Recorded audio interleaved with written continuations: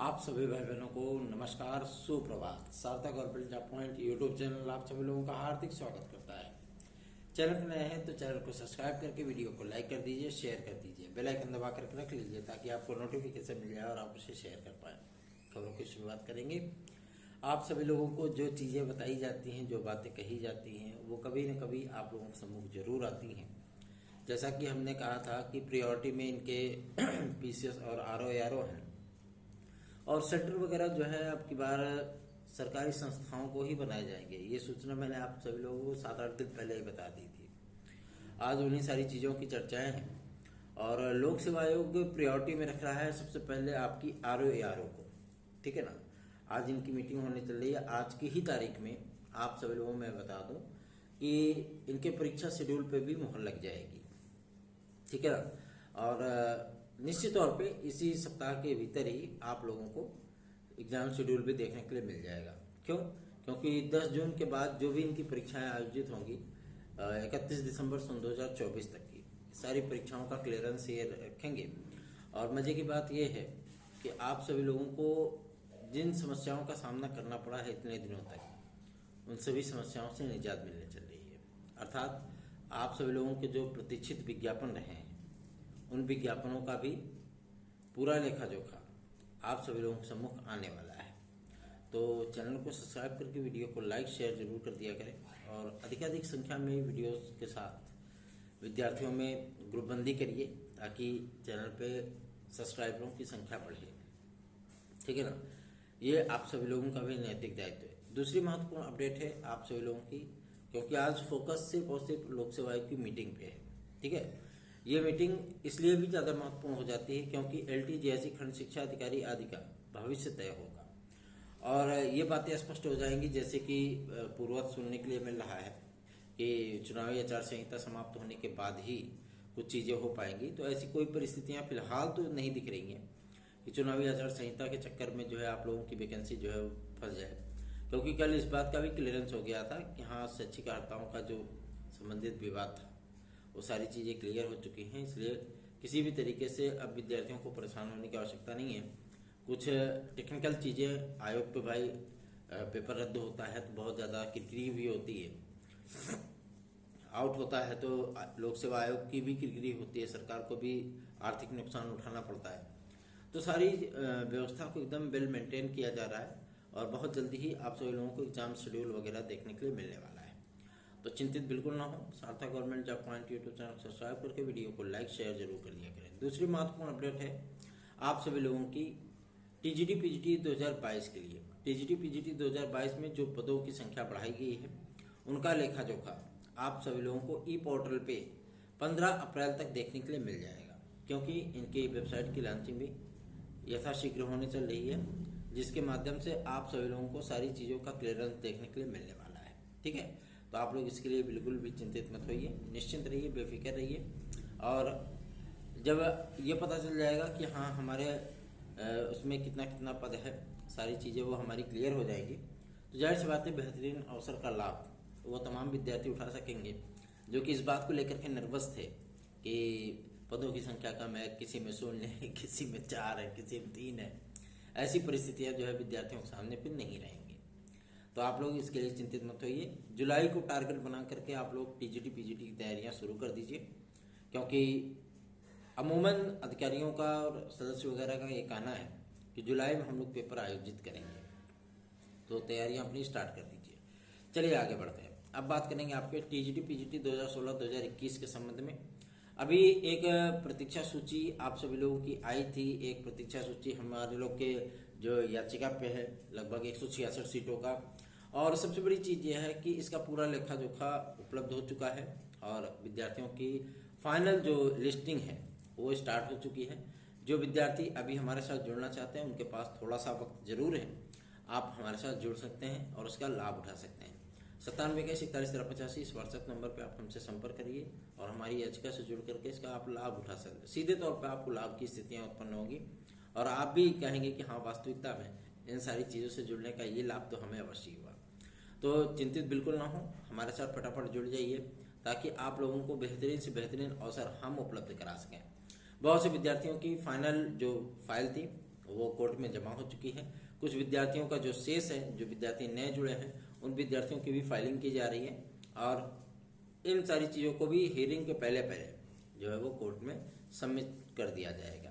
तो आप सभी लोगों को इसके लिए परेशान होने की आवश्यकता नहीं है, ये हमारी जिम्मेदारी है, हमको करने दीजिए। आप सभी लोग सिर्फ और सिर्फ चैनल को सपोर्ट करना सीखिए, ठीक है ना। अधिकाधिक संख्या में वीडियोस को शेयर किया करिए। सर्वोच्च न्यायालय में बीएड इन पीआरटी केस को लेकर के भी जो सुनवाइयाँ होनी थी वो भी क्लियर हो गई हैं। मैंने आप सभी लोगों को बता दिया था कि 3-4 तारीख तक ये हियरिंग होगी, मतलब कल परसों में ही, और ये चीज़ें स्पष्ट हो गई हैं।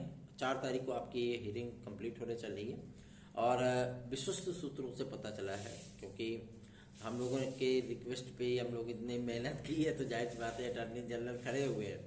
तो ये भी जानकारी प्राप्त हुई है कि बीएड इन पीआरटी को लेकर के जो जवाब केंद्र सरकार के माध्यम से तैयार किया गया है उसमें आप सभी लोगों को इसका लाभ अवश्य ही प्राप्त होने चल रहा है। मतलब बीएड इन पीआरटी का जो आप सभी लोगों का सपना है बहुत जल्दी ही साकार होने चल रहा है। सर्वोच्च न्यायालय के माध्यम से सारी चीज़ें वो फाइनल कर दी जाएंगी। उसके बाद बीएड पे जो तलवार लटक रही थी 11 अगस्त के फैसले के बाद, वो सारी चीज़ें आपकी दूर हो जाएंगी और बीएड के विद्यार्थी फिर से पीआरटी में बैलेट हो जाएंगे, ठीक है ना। क्योंकि केंद्र सरकार भी जानती है इस बात को कि चुनावी सीजन में थोड़ा सा इसका लाभ उठाया जाए। तो आप सभी लोगों को मैं ये बताना चाहता हूँ कि 2019 लोकसभा चुनाव के पहले भी ऐसी परिस्थितियाँ उत्पन्न हुई थी, आप सभी लोगों को सम्मिलित किया गया था। और 2024 के लोकसभा चुनाव चूँकि अधिसूचना जारी हो चुकी, प्रक्रियाएं चल रही हैं, लेकिन फर्स्ट फेज की वोटिंग का पहले पहले आप सभी लोगों की ताकत का एहसास हम लोगों ने करा रखा है। तो हम लोगों को इसका लाभ अवश्य मिलेगा, क्योंकि काफ़ी केंद्रीय जनप्रतिनिधियों के माध्यम से हम लोगों ने जो भी आप लोगों के लिए ज्ञापन प्रस्तुत किए, जो भी ईमेल्स भेजे, जो जिन जिन जनप्रतिनिधियों से मिले, सबको हम लोगों ने ज्ञापन दिया, तो उसका कुछ न कुछ एडवांटेज तो जरूर मिलेगा। आप लोग निश्चिंत रहिए। महान्यायवादी आप सभी लोगों के केस को लेकर के बहुत ज़्यादा संवेदनशील है और सबसे बड़ी चीज़ यह है कि मजबूत पैरवी के माध्यम से जो तगड़ी रिपोर्ट बनाई गई, जो रिटर्न सबमिशन दाखिल किया गया, उसमें आप सभी लोगों की विजय से सुनिश्चित होना तय है। निश्चिंत रहें, इसके लिए बेफिक्र रहें। चैनल को सपोर्ट करिए, अधिकाधिक संख्या में वीडियोस को शेयर करिए, लाइक करिए, सब्सक्राइब करिए। चलिए आगे बढ़ते हैं। अब बात करेंगे एक और महत्वपूर्ण मुद्दे को लेकर के, जो कि संबंधित है आप सभी लोगों के परीक्षा नियंत्रक सचिव, उप सचिवों की नियुक्ति को लेकर के।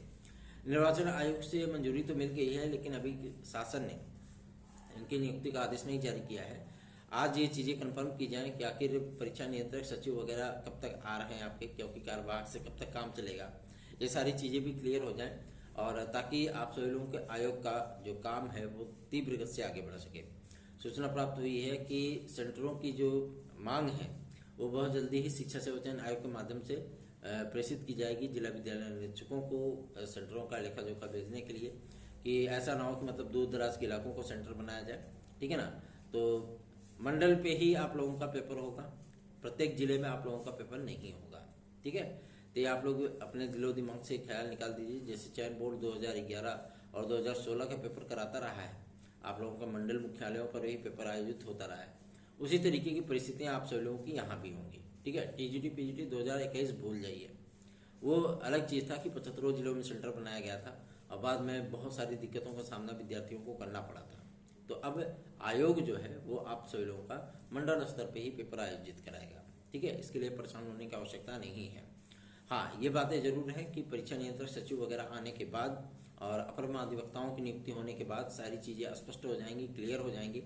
हम सभी लोग भी चाहते हैं कि जल्द से जल्द सारे मैटर सॉल्व हों, ताकि विद्यार्थियों को जो एक प्रतियोगी तनाव होता है वो थोड़ा सा कम होने में हम भी थोड़ा सा कारगर साबित हो सकें, ठीक है ना। तो आप सभी लोगों के स्नेह और आशीर्वाद के लिए आप सभी लोगों का बहुत बहुत धन्यवाद। जितनी अधिक संख्या में आप वीडियोस को शेयर करेंगे, बीएड के विद्यार्थियों को जोड़िए, डीएलएड बीटीसी के विद्यार्थियों को जोड़िए। एक प्राथमिक शिक्षक भर्ती आप सभी लोगों की इस वर्ष अवश्य मिलेगी। इसकी प्रक्रिया आप सभी लोगों की वो अक्टूबर नवंबर से स्टार्ट हो सकती है, ठीक है ना, क्योंकि यूपीटीईटी 2024 के पहले किसी भी प्रकार की कोई भी भर्ती फिलहाल पॉसिबल नहीं है। और खुशी की बात तो ये भी है कि टीजीटी में अभी तक इसका प्रस्ताव भी नहीं बन पाया है, क्योंकि जो सिलेबस तैयार करके एससीईआरटी ने प्रेषित किया था माध्यमिक शिक्षा मंत्रालय को, उस सिलेबस को सिरे से खारिज कर दिया गया है कुछ कमियां बता करके, ठीक है ना। फिर से सिलेबस तैयार करने के लिए कहा गया है, तो थोड़ा सा यूपीटीईटी का विज्ञापन आप लोगों का डिले हो सकता है। हम तो चाहते हैं कि अभी यूपीटीईटी का आया भी नहीं, एलटीजीआईसी का विज्ञापन आ जाए, टीजीटी पीजीटी का विज्ञापन आ जाए, उसके बाद यूपीटीईटी कराओ, कोई दिक्कत नहीं है ना। क्योंकि थोड़ी सी चीज़ें नहीं, बहुत सारी समस्याओं का सामना करने पड़ेगा विद्यार्थियों को जब टीईटी लागू हो जाएगी। प्री और मेंस जैसी स्थितियां उत्पन्न होंगी फिर, है ना। तो ऐसी परिस्थितियों से विद्यार्थियों को बचाने के लिए हम सभी लोग भी प्रयासरत हैं। आप सभी लोग भी थोड़ा सा कोशिश करेंगे, अधिकाधिक संख्या में वीडियोस को शेयर करेंगे, लोगों को जोड़ेंगे, तो हम लोगों के उत्साह में भी वृद्धि होगी और हम सभी लोग भी आप सभी लोगों के लिए बेहतरीन से बेहतरीन कार्य कर पाएंगे। सार्थक government job point YouTube channel केवल एक यूट्यूब चैनल नहीं, बल्कि ये आपकी समस्याओं को सुनने, उसका निराकरण कराने और करने में पूरी तरीके से सक्षम और सशक्त भी है। इसलिए आप सभी लोग अधिकाधिक संख्या में वीडियोस को शेयर जरूर किया करें। हम लोगों ने बहुत सारे मील के पत्थर माइलस्टोन सेट किए हैं, लेकिन कहते नहीं है कि घर की मुर्गी दाल बराबर, है ना। ये कहावत अगर बड़े बुजुर्गों ने कही है तो वास्तविकता में इसमें कोई तो राय नहीं है, ठीक है ना। तो घर की मुर्गी वास्तव में दाल बराबर होती है, जिसका जो अपने पास रहता है उसकी कीमत नहीं होती है ना। और जब वो दूसरों से मिलता है तो उसकी कीमत बढ़ जाती है, उसके लिए इंसान परेशान रहता है। लेकिन आप सभी लोगों के बीच में आपका ये भय मौजूद है, लेकिन आप सभी लोग वीडियोस को शेयर नहीं करते हैं, ठीक है। तो ऐसा नहीं है कि हमें ये सारी चीज़ें पता नहीं चलती, हाँ कितनी वीडियोस शेयर की हैं। आज तक का रिकॉर्ड है कि मतलब 36 से 46 के बीच में वीडियोस शेयर होती हैं, बस इससे ज़्यादा नहीं होती हैं। अगर आप बार बार उसी ग्रुप में वीडियोस को शेयर करेंगे तो इससे कोई मतलब है नहीं। नई चीज़ों पे डालिए, फेसबुक पे डालिए, इंस्टा पे डालिए, है ना। तो थोड़ा सा विद्यार्थी भी इस पर अट्रैक्ट होंगे और विद्यार्थी भी जुड़ेंगे। और आप सभी लोग सहयोग करिए, क्योंकि हम लोग पूरी मेहनत करते हैं आप लोगों के विश्वास और भरोसे को कायम रखने के लिए। क्योंकि मेरा मानना है कि अगर हम विश्वास भरोसे के साथ, ईमानदारी के साथ कार्य करेंगे तो लंबे समय तक टिक पाएंगे, ठीक। बाकी आपकी इच्छा, आपकी मर्जी। अधिकाधिक संख्या में हमारे साथ विद्यार्थियों को जोड़िए, उनको बताइए कि चैनल किस तरीके से उनके हित के लिए कार्य करता है। बाकी अपडेट आप सब लोगों को शाम की वीडियोस में मिलेंगी। जब मीटिंग आदि कंफर्म हो जाएगी, सारी चीज़ें फाइनल हो जाएंगी, आप सभी लोगों को सर्वप्रथम अपडेट वो सार्थक government job point YouTube channel provide करा देगा। धन्यवाद। आप सभी का दिन शुभ।